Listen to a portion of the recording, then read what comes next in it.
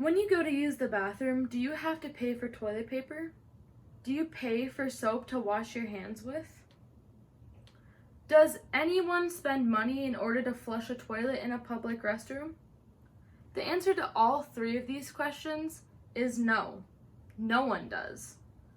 Peeing and pooping is a natural body function, so obviously we shouldn't charge people to comfortably deal with it, right? So why do women have to pay for tampons, pads, and other menstrual necessities? Menstruating is a natural body function that women have no control over, yet somehow our economy found a way to profit from it. As a woman myself, I have dealt with the unreal prices of menstrual products and the shame that comes with periods, when in reality, I shouldn't have to deal with either. I'm here today to spend a couple of minutes explaining to you the differences between men and women's monthly bodily functions, how companies profit from these acts of nature, and why health insurance should include menstrual care. If you take one thing out of this, let it be that women are forced to jump through unnecessary hoops to access the sanitary products they need. So, if we were to look at the different bodily functions performed by men and women and their reproductive systems monthly, we can see that men don't do anything women don't also do every month. Rachna C. of Biodiverse Differences draws up some comparisons between the two organs.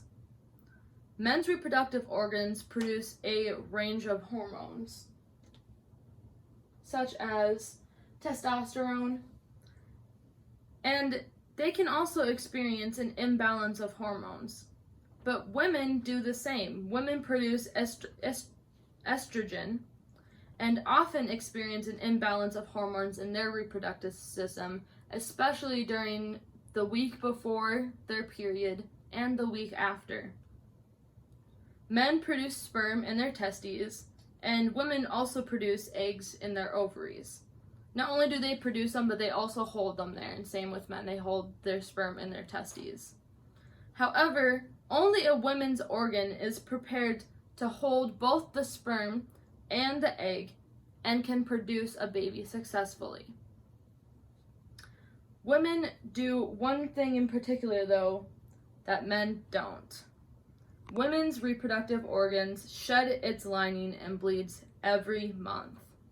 A man's penis and prostate do not shed an inner or an outer lining on the monthly for 40 years straight, which I would say puts women at a disadvantage, because now that we've established that men and women's organs function differently, we can discuss how women and their healthcare systems should cover everything that their body entails, especially menstrual products. Women cannot control when this happens to their body. They cannot control the fact that they have a period. It is a natural bodily function. And the only way to stop it is through surgery or through medications and different forms of implants in their body, which also are not usually covered in their health care. They have to go out of pocket to get a hysterectomy, or out of pocket to get birth control, or their health insurance covers some of it, but they have a copay, and not a lot of women can afford that. And if periods are not unpreventable, the most healthy and sanitary way to deal with them is to use products such as pads, tampons, menstrual cups, diva cups, birth control even, to make sure that you don't have them. And so they should be covered through health insurance.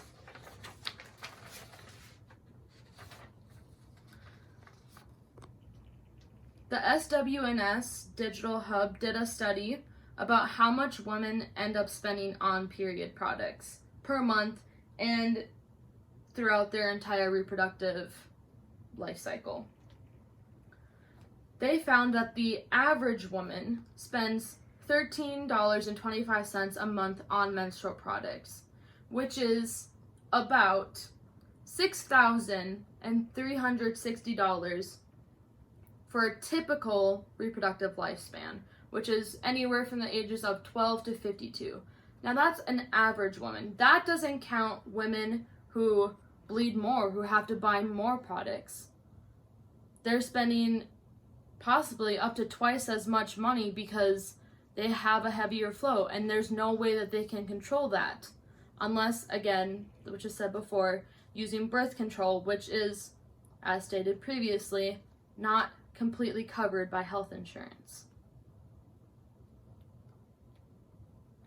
If insurance companies and the government do not want to privately cover this cost for every individual woman, the least that they could do is put free supplies in every public area.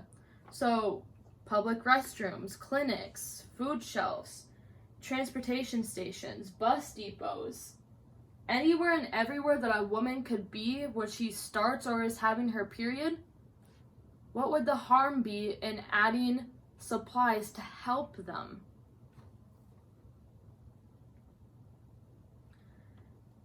Nancy Kramer told the Huffington Post, "Tampons and pads should be treated just like toilet paper.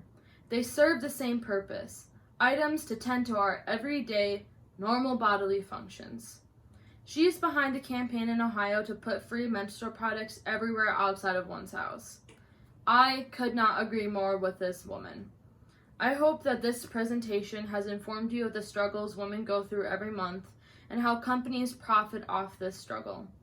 Women cannot escape having a period every month, but they could escape the cost of paying for it.